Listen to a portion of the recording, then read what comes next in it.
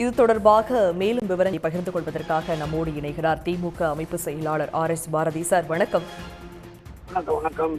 100 நாள் வேலை திட்டத்தின் மூலமா ஏற்கனவே 88,57,000 பேர் பயனடைஞ்சிட்டு வர இந்த சூழல்ல ஒன்றிய அரசு முறையாக நிதி ஒதுக்காவிட்டால் 100 நாள் வேலை திட்டத்தில் எந்த அளவுக்கு பாதிப்பு ஏற்படும்? தொடர்ந்து தமிழ்நாடு அரசுக்கு ஒன்றிய அரசு நெருக்கடி கொடுப்பதற்கான காரணம் என்ன சார்?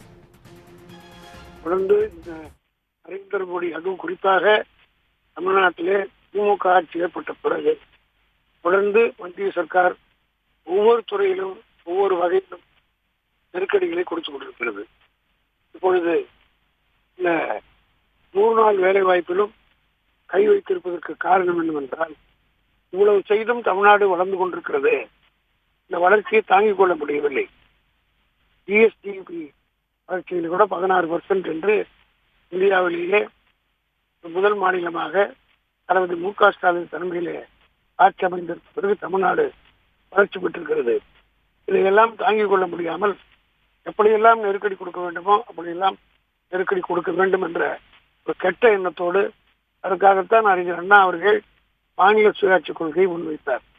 இப்பொழுது பிரிட்டிஷ்காருடைய காலத்தில் இருந்ததை கூட மாநிலங்களுக்கு ஒரு காலனி அரசை போல இன்றைக்கு மத்திய அரசு நடத்த விரும்புகிறது.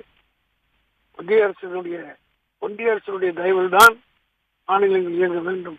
இதற்கெல்லாம் காரணம் ஒரே நாடு, ஒரே மொழி, ஒரே தலைவர் என்று நோக்கி செல்வதற்குரிய வழிவகைகளை ஒரு திட்டமிட்டு செய்து கொண்டிருக்கிறார்கள்.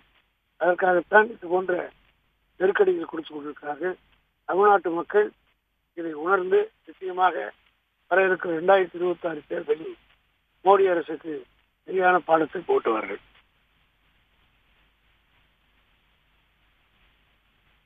இணைப்பில் கருத்துக்களை பகிர்ந்தமைக்கு நன்றி சார்.